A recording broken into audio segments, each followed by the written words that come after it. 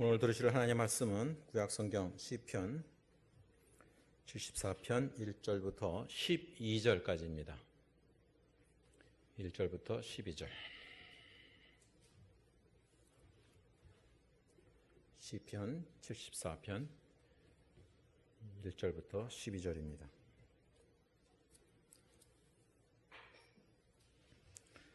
하나님이여, 주께서 어찌하여 우리를 영원히 버리시나이까? 어찌하여 주께서 기르시는 양을 향하여 진노의 연기를 뿜으시나이까? 옛적부터 얻으시고 속량하사 주의 기업의 지파로 삼으신 주의 회중을 기억하시며 주께서 계시던 시온산도 생각하소서. 영구히 파멸된 곳을 향하여 주의 발을 옮겨 놓으소서. 원수가 성소에서 모든 악을 행하였나이다. 주의 대적이 주의 회중 가운데서 떠들며 자기들의 깃발을 세워 표적으로 삼았으니 그들은 마치 도끼를 들어 산림을 베는 사람 같으니이다. 이제 그들이 도끼와 철퇴로 성소의 모든 조각품을 쳐서 부수고 주의 성소를 불사르며 주의 이름이 계신 곳을 더럽혀 땅에 엎었나이다. 그들이 마음속으로 이르기를 우리가 그들을 진멸하자 하고 이 땅에 있는 하나님의 모든 회당을 불샀나이다. 우리의 표적은 보이지 아니하며 선지자도 이상 없으며 이런 일이 얼마나 오래는지 우리 중에 아는 자도 없나이다. 하나님이여, 대적이 언제까지 비방하겠으며 원수가 주의 이름을 영원히 능욕하리이까? 주께서 어찌하여 주의 손 곧 주의 오른손을 거두시나이까? 주의 품에서 손을 빼내시어 그들을 멸하소서. 하나님은 예로부터 나의 왕이시라. 사람에게 구원을 베푸셨나이다. 아멘. 이따금씩 얘기하는데 오늘이 6월 셋째 주입니다. 한국에서 별 의미가 없는 날인데 미국에서는 무슨 날인지 혹시 기억하세요? 퀴즈입니다. 6월 셋째 주를 미국에서는 아버지의 날이라고 그럽니다. 그래서 애들한테 해피 파더스 데이 이렇게 연락이 오고, 5월 둘째 주는 어머니 주일. 그러니까 6월 셋째 주일은 별 의미가 없는 게 별로 쓸모도 없어요. 그냥 말 한마디 그냥 해피 파더스 데이 문자만 보내고 마는데, 어머니 주일에는 5월 둘째 주 어머니 주일에는 웬만한 좋은 식당들은 다 예약이 이미 끝납니다. 그러니까 어머니를 생각하는 마음은 더 크고, 아버지 날에는 그냥 흐지부지 그냥 대부분 다 넘어갑니다. 근데 한편으로 생각하면서 해피 파더스 데이가 그냥 육신적인 아버지도 중요하지만 저는 마음속에 이게 해피 파더스 데이가 아버지 하나님의 날이다, 이렇게 생각하고 내 스스로도 하나님께 감사하는 마음을 갖고 지내려고 합니다. 우리가 살다 보면 인생을 사는 만큼 희로애락이 있게 됩니다. 혹시 여러분들 중엔 신앙생활을 하면서도 하나님께 대하여 화가 난 적이 없습니까? 하나님께 뭔가를 요구를 했음에도 불구하고 그것이 잘 이루어지지 않을 때, 나의 뜻과 하나님의 뜻이 다를 때 마음속에 실망이 생기게 됩니다. 그리고 마음속으로 또한 기도도 하지만 대부분 그런 기도는 하나님께서 별로 달갑게 듣지 않으시리라는 것을 알면서도 그렇게 얘기를 합니다.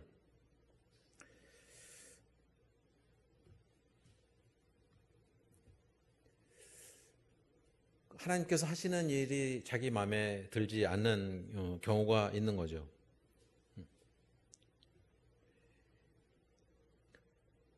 자녀를 키울 때도 자녀에게 부모는 최선을 다해서 한다고 그러지만 자녀들이 불만을 갖는 경우가 정말 많이 있습니다. 그냥 불만 갖는 것뿐만 아니라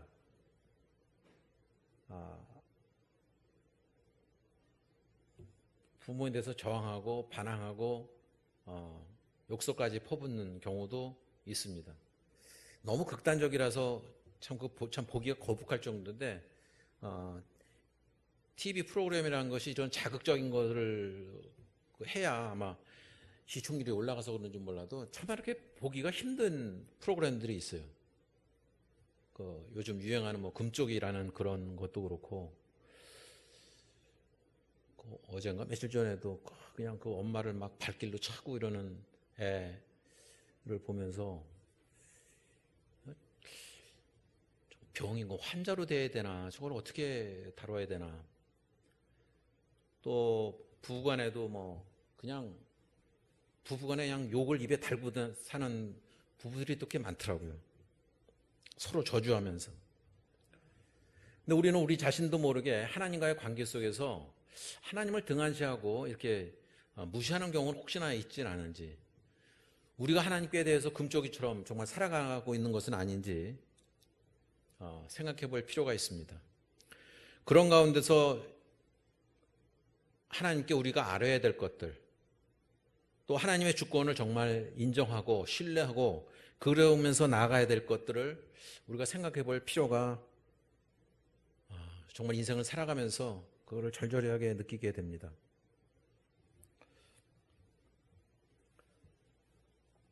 이 세상은 하나님께서 만드셨죠. 이 자연을 하나님께서 만드셨습니다.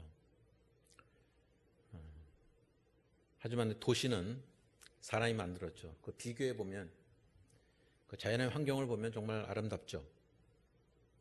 오래전에 여러분들 기억하실지 모르지만 미국에 가면은 국립공원들이 이제 여러 개가 있는 것 중에 제가 생각하기엔 대표적인 것 중에 하나가 옐로우스톤 내셔널 파크라는 데가 있습니다.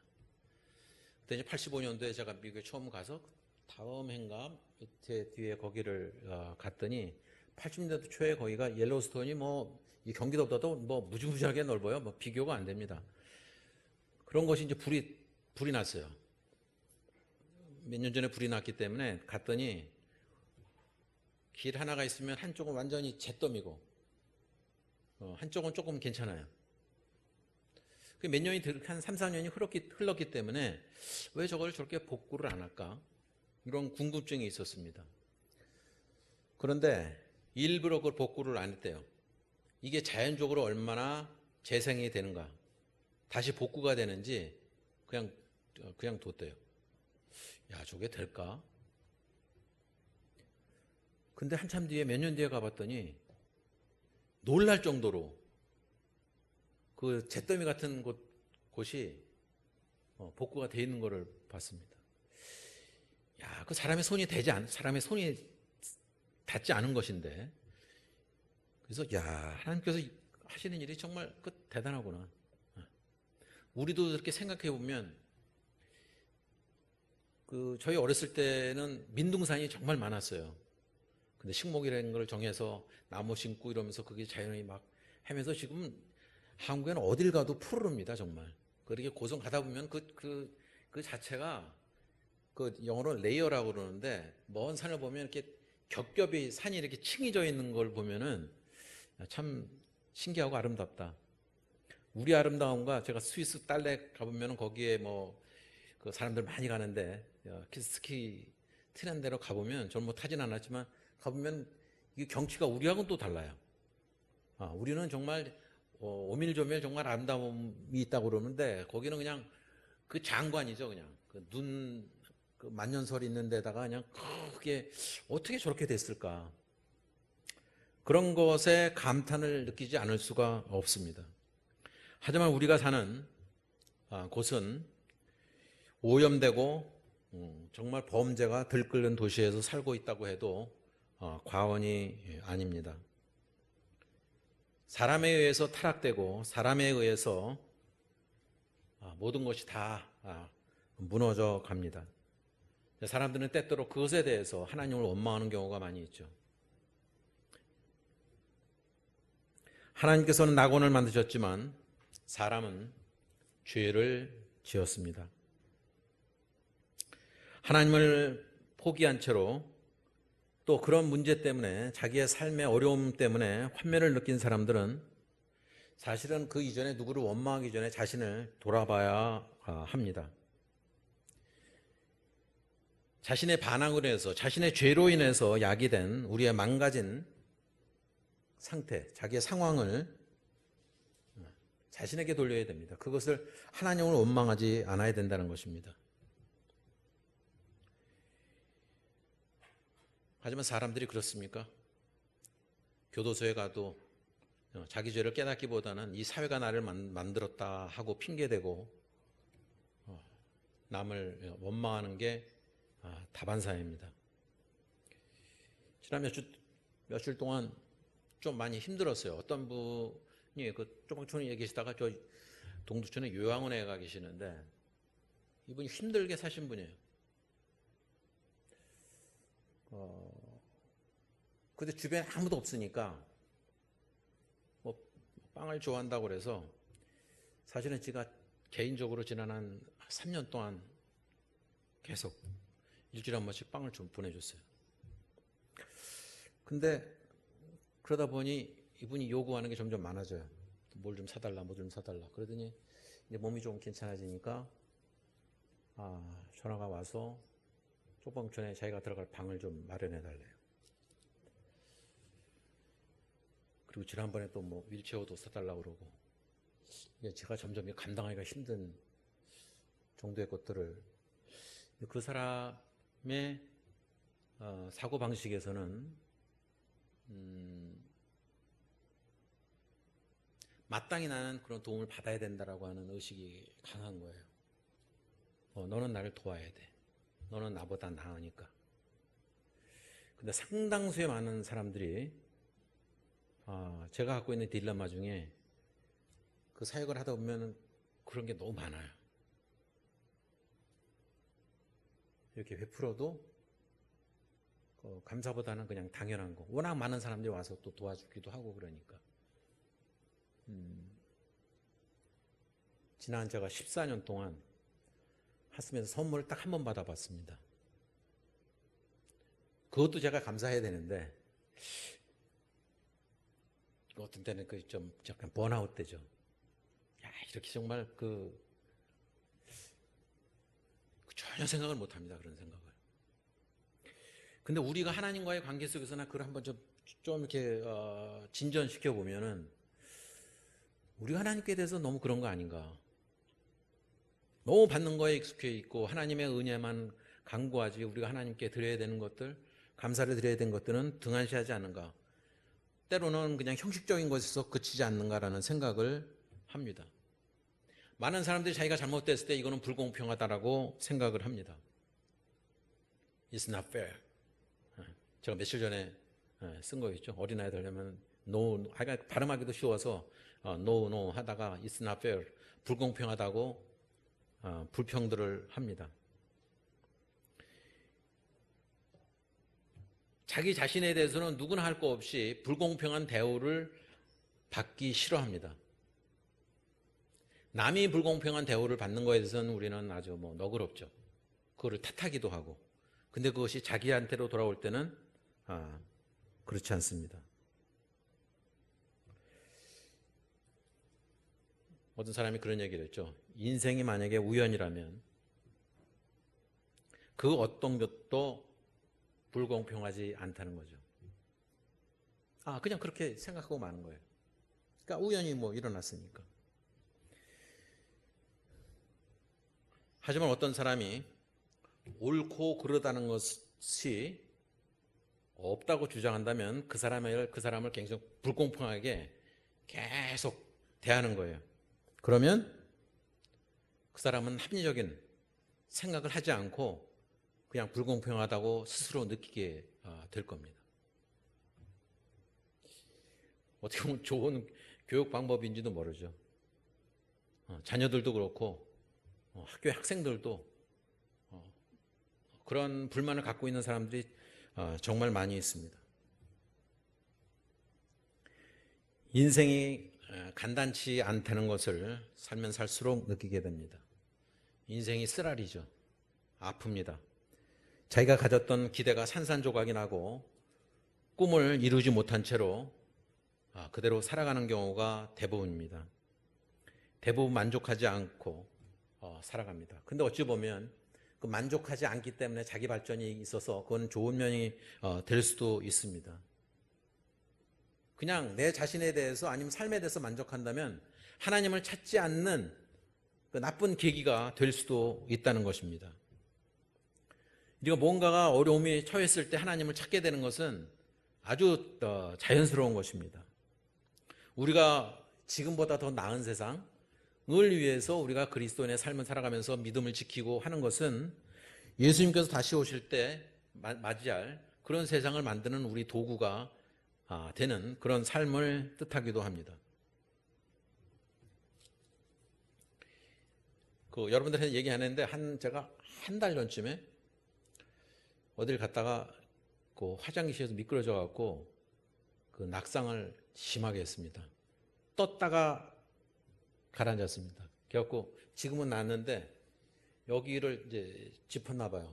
뼈가 부러지거나 그러지는 않았는데 그런 건 처음 봤어요. 처음에 이렇게 약간 노르스름하게 되더니 다음 날 됐더니 여기가 새까맣게 돼 있더라고요. 그게 한 2주 되니까 이제 그게 점점 풀어졌습니다. 그러면서 여러 가지 생각을 했어요. 야, 내가 좀 더 나이가 더 먹어갖고 그 낙상했으면 고관절이라든지 이런 문제가 생겨서 정말 위험할 수 있는 건데, 근데 우리가 그런 순간을 맞이할 때마다 그런 생각, 여러분, 저는 그런 가끔 생각하는데, 나는 다치지 않을 거야. 나는 사고가 없을 거야. 라는 착각 속에서 우리는 살아가잖아요. 그럴 때마다 하나님께서 수호천사를 보내주셔서 나를 지켜주실 것이야. 이런 기대 속에서 우리는 살아갑니다.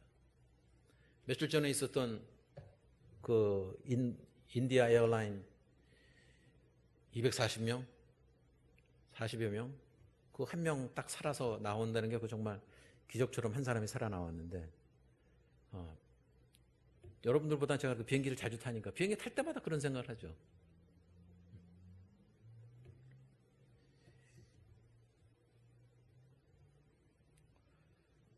그런 기대 속에서 살아가는데 그것이 산산이 깨어질 때가 정말 많이 있습니다. 근데 때때로 하나님께서는 우리가 상처받고 그런 어려움을 겪을 때 하나님께서는 우리와 다른 생각을 갖고 계시다는 것을 알아야 됩니다. 하나님께서는 우리가 성장하기를 바라고, 또한 그런 면에서 자기가 아팠을 때 다른 사람을 돌볼 수 있는 마음을 갖도록 해주신다는 것입니다. 사도 바울도 그러한 면에서는 마찬가지였습니다. 고린도후서 1장 4절을 보면 그에 대한 말씀이 나옵니다. 사도 바울의 고백이죠. 1장 4절을 제가 읽어드리겠습니다. 우리의 모든 환난 중에서 우리를 위로하사 우리로 하여금 하나님께 받는 위로로서 모든 환난 중에 있는 자들을 능히 위로하게 하시는 이시로다. 나의 아픔을 통해서 다른 사람의 아픔을 깨달을 수 있게 됩니다. 우리가 살아가는 세상은 어찌 보면 깨어진 세상 속에서 살고 있습니다. 브로큰 월드라고 그러죠. 모든 것이 다 망가진 것 같아요. 아까 마무쌤도 기도하셨지만 정말 끔찍한 일이에요. 지금 이스라엘에서 이란 공격하고 또 보복하고 또 다시 보복하고, 그 가운데 여러분들이 이직하지 못할지 모르지만 저는 이제 미국에 대한 관심이 늘 있으니까 거기에 미국이 상당히 관련돼 있고, 또 지난 선거에서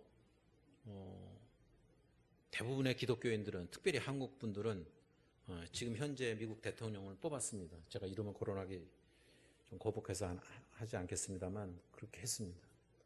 그러니까 우리 자녀들이라든지 젊은 세대들은 저보고 물어요. 아빠 친구들은, 그러니까 친구들이란 거죠. 근데 지금 교인들이라든지 옛날 거기에 지인들, 내 또래에 있는 사람들이라든지 그 사람들이 어떻게 지금 그 현재 대통령을 뽑을 수 있냐는 거예요. 그게 싫어서 외국으로 나가는 젊은이들도 많거든요. 근데 이것도 조심스러운 얘기인데, 단 한 가지, 보수적인 성향을 갖고 있는 그것 때문에 어제 이런 큐어 축제도 했죠. 아까 언급했지만 한국도 유난히 그걸 또 심하게 해요. 근데 한국 분들은 단지 그거 하나, 하나 뭐 더 있을지도 몰라. 그게 제일 큽니다. 동성연애에 대해서 반대하는 것이 너무 강하니까 그거를 다 그냥 일단 지지해요. 그러니까 한국 기독교인들은 지금 현재 대통령을 다 거의 다 투표를 거기다 했습니다. 뭐 그것이 이런 문제가 생겼을 때, 지금 막 전쟁이 일어나고 막 이런 뭐 지금 뭐 관세니 뭐 이런 문제가 생겼을 때 하나님 왜 이러세요? 뭐 이렇게 그거를 하나님을 원망할 문제가 아니라는 저는 생각이에요. 어제 실제로 있었던 입니다. 사실은 제가 이제 다음 주 끝나고 넷째가 이제 결혼식을 토론토에서 합니다. 그래서 또 다음 주 주일 예배 끝나고 나서 또 출국하게 되는데, 예, 그 결혼식 하는 문제 때문에 내가 신경이 많이 쓰이나 봐요. 그때 얘기하다가 갑자기 얼굴이 어두워지더니 자기 친구 중에 조슈아하고 루이스라는 친구가 있는데 아빠 그 친구한테 선물 좀 해줄 수 있냐고. 그 왜? 내가 왜 저 버스턴에서 그 많은 사람들이 지금 토론토에서 하니까 토론토는 캐나다 아닙니까? 친구들이 그 캐나다로 못 온대요. 학생 비자를 갖고 있는 사람은 어느 나라건 학생 비자를 갖고 있는 사람들은 나갔다가 미국으로 지금 못 들어오는 정책이 막 있으니까 출국을 아예 이제 못 한대요. 지금 뭐 난리가 났잖아요, 미국이. 뭐 LA고 뉴욕이고 뭐 시카고고 뭐 지금. 그런데 자기 친구가 오긴 오는데 게이예요.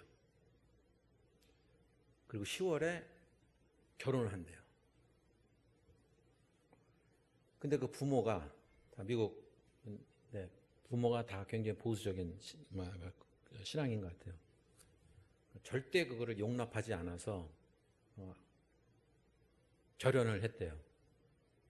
그 이제 자기 친구들은 너무너무 힘들어한다는 거예요. 그렇다고 나보고 선물을 좀 해주면은 참 그 얘기를 듣는 성인이 참 난감한 거예요. 우리가 그런 속에서 사실은 살고 있어요. 우리는 그 멀리서 좀 보고 있지만은 저 같은 경우는 너무 그게 많아요. 오래전에 말씀드렸지만은 제가 벌써 한 10여 년 전에 큰 딸애가 이제 아빠 왔다고 뉴욕에서 자기 친구들을 초대해서 식사를 그 패킹덕인데 차이나타운에 가서 하는데 저는 진짜 땀 나더라고요. 막 3분의 1 이상이 동성애자인 거예요. 그 아이들이 그렇게 살고 있어요. 그 안에서. 제 후배 하나도 굉장히 보수적인 신앙을 갖고 있죠. 얘가 그런 걸 알기 때문에 그 신앙생활을 더 잘했고 버스턴으로 간대요. 딸이 간대요. 거기 갔을 때 그런 거를 제가 그런 거 했어요. 그거 잘 대처하지 않으면 부모와 자식 간의 관계가 힘들어질 수 있다고. 근데 그때는 그게 심각하게 들리지 않았나 봐요. 근데 아니나 다를까 굉장히 어려움을 겪고 있습니다. 이 세상 어디 하나 이게 안전한 데는 없습니다.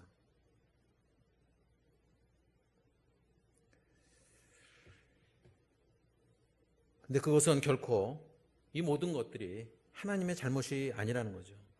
세상은 하나님께서 만드신 대로 흘러가는 것이 아니라 이 사람의 죄로 인해서 그런 것들을 다 상실하는 상태로 살아갑니다.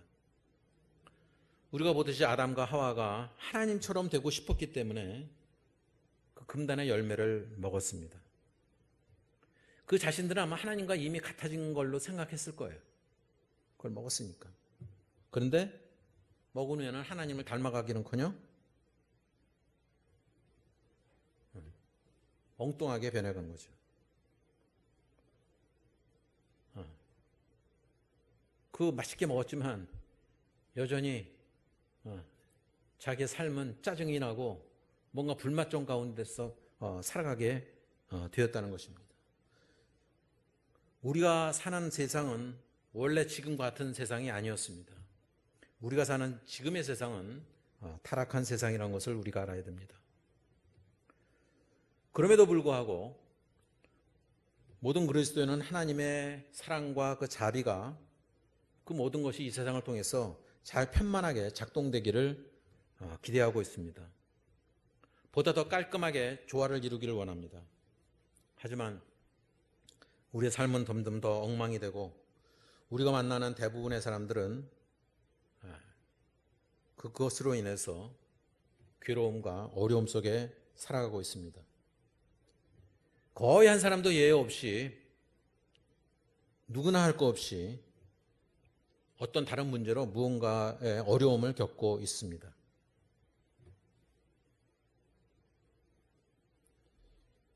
어떠면 다른 사람은 들리지 않을 정도의 작은 소리로 누군가를 저주하고 욕하고 싶을 때가 있을 것입니다. 우리는 하나님께서 그런 상황 가운데서도 내 마음을 어떻게 주장하시는가에 대한 그래도 겸손한 사람이라면 하나님 나를 지켜주세요.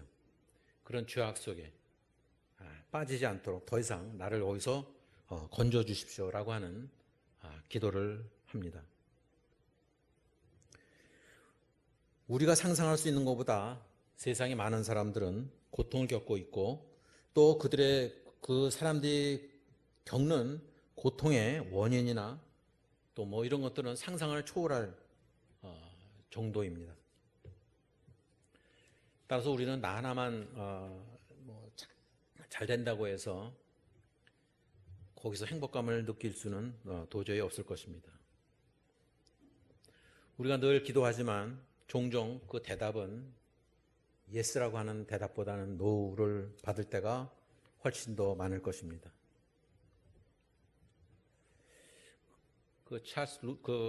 C.S. 루이스라는 사람이 얘기한 것 중에 말이 정말 멋있습니다. 만약 하나님께서 내가 구하는 모든 것을 주신다면 내 삶은 얼마나 엉망진창이 되겠습니까? 그럼에도 불구하고 우리는 하나님께서 내가 구하는 모든 것을 다 주시기를 원하죠. 우리는 우리의 기대가 충족되지 않을 때 하나님께 화를 냅니다. 하지만 우리가 선택하는 우리의 운명은 우리의 선택에 달려 있습니다. 우리는 하나님께서 나에게 충분한 지혜를 주시지 않았다고 느꼈기 때문에 하나님께 섭섭해하기도 하고 화가 나기도 합니다. 하지만 좀 더 생각해 보면 하나님께서는 우리 자신이 망가지지 않을 정도로의 은혜를 충분히 주셨다는 거죠. 그건 우리가 사도 바울을 통해서도 알잖아요. 자기의 질병에 대해서 고쳐달라고 얘기했지만 하나님께서는 내 은혜가 네게 족하다라고 대답을 해주셨죠. 인간적으로 보면 그게 얼마나 서운한 얘기입니까? 뭐 좀 달라고 그랬는데 야 너 그거면 충분해. 더 이상 요구하지 마라고 하는 단호한 노였습니다. 자신의 잘못을 인정하고 자신의 잘못을 반성하는 것이 어찌 보면 모든 그리스도인의 참다운 지혜일 것입니다. 우리가 하나님께 대해서 그런 서운함, 오늘 시편 기자의 말이 바로 그런 것들입니다. 그런 거 화가 날 때 그 원수 좀 갚아주세요.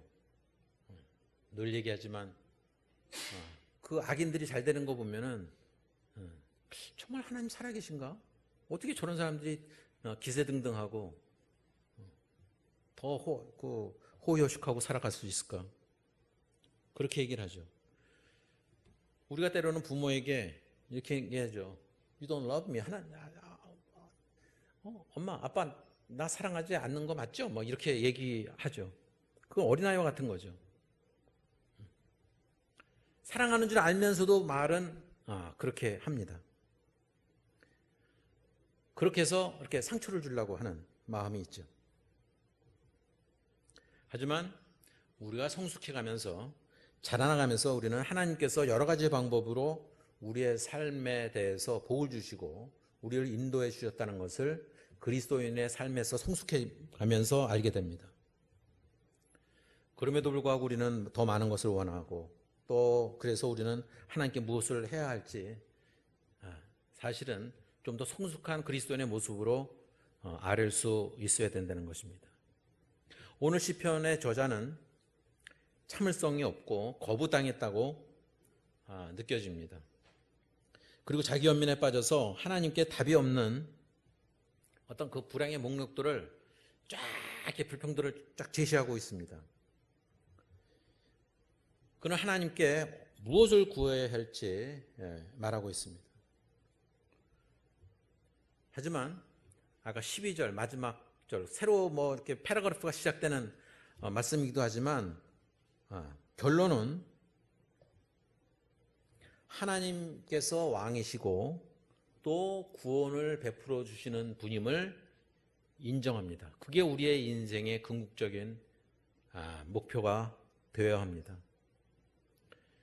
믿음이란 것은, 신앙생활이라는 것은 하나님의 때와 우리의 때가 다를 때에도 하나님을 신뢰하는 것입니다.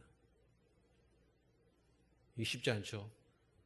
우리의 때와 하나님의 때가 딱 맞아떨어질 때 우리는 감사하다고, 하나님 살아계신다고 고백을 하지, 자꾸 우리의 때만 주정하지 하나님의 때가 다를 때 우리는 불평을 하고 또 하나님을 등지는 경우가 있습니다. 한 신학자는, 브록스라고 하는 신학자는 내 문제는 내가 서두르지만 하나님께서는 그렇지 않다는 것이죠. 그렇게 얘기를 합니다. 그러니까 내가 서둘러서 하지만 하나님께서는 그거를 다 아시잖아요. 슬로우 다운, 천천히. 그 은혜를 주시는 것도 때가 있는 것이요. 그거를 기다릴 줄 알아야 됩니다. 우리는 기다릴 가치가 있는 것을 기다려야 합니다. 사실 어찌 보면 그 죄의 뿌리란 것은 조급함에서 나온다고도 하죠. 막 서두르고 내 스케줄대로 뭔가 다 움직이려고 할 때, 그럼 하나님 좀 잠깐 계세요. 내가 알아서 하겠습니다라고 하는 말들을 사람들은 합니다. 구약 성경에서도 자기가 만나는 모든 문제에 있어서 하나님께 아뢰는 또 하나의 사람이 있습니다. 요나였습니다. 그는 하나님을 향해서 주먹을 휘두르고 또 니느웨 사람들을 저주해 주실 것을 요나는 기대했습니다.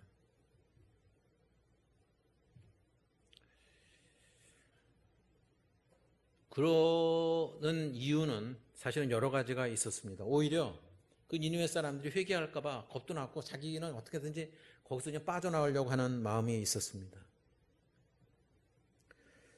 물고기 뱃속에서도 그는 헛된 우상을 숭배하는 사람들에서 절망적인 말을 하는데, 그들 중 몇 명은 그 깊은 물속에서 최선을 다했음에도 불구하고 그렇게 불평을 합니다.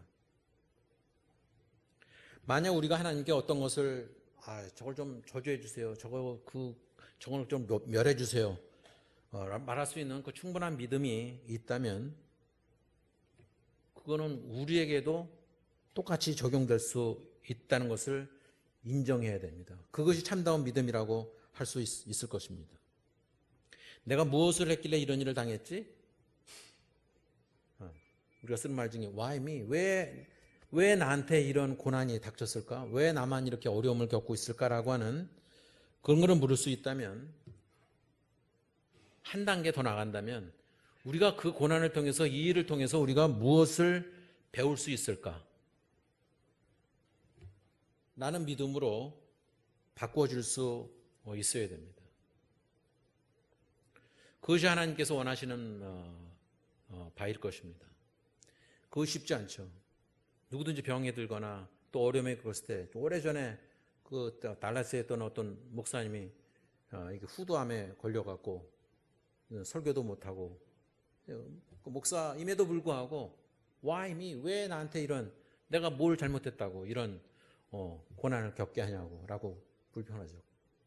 그러다가 그분이 나중에 깨닫습니다. Why not me? Why not me? 내가 이것을 통해서 무엇을 깨달을까? 나라고 예외는 아니죠. 하나님께서 이런 고통을 통해서 나도 그렇게 바뀌어질 수 있다. 하나님께서 원하시는 삶을 살 수 있다면 그것이 진정한 복일 것입니다. 요나뿐 아니라 노아도 마찬가지였습니다. 노아가 자기 주위의 모든 이런 상황들을 보면서 낙심하고 좌절에 빠져 있었습니다. 그럼에도 불구하고 그 순간에도 궁극적으로는 하나님께 순종하는 마음, 나의 뜻보다는 하나님의 뜻, 예수님께서 그 십자가에 달려서 마지막으로 하신 말씀과 똑같죠. 나의 뜻대로 마시고 하나님의 뜻대로 하옵소서. 예수님께서는 우리를 위해서 죽으셨습니다. 모든 손상된 물건들, 브로큰 그 깨진 것들 가운데서 최후의 대가를 예수 그리스도께서 대신 지셨다는 것을 기억해야 됩니다. 우리의 아픔보다는 우리가 겪는 고통, 고난, 환난 이런 것보다는 그런 것이 겪어졌을 때 우리는 사실 마음 내적으로 하나님께 감사하기보다는 이걸 이렇게 깨닫게 해주셔서 감사 이런 것보다는 사실은 하나님은 원망할 가능성이 더 높습니다. 하지만 그 이면에 하나님께서 계획해 놓으신 은혜와 복을 볼 줄 아는 우리 모두가 될 수 있기를 바랍니다.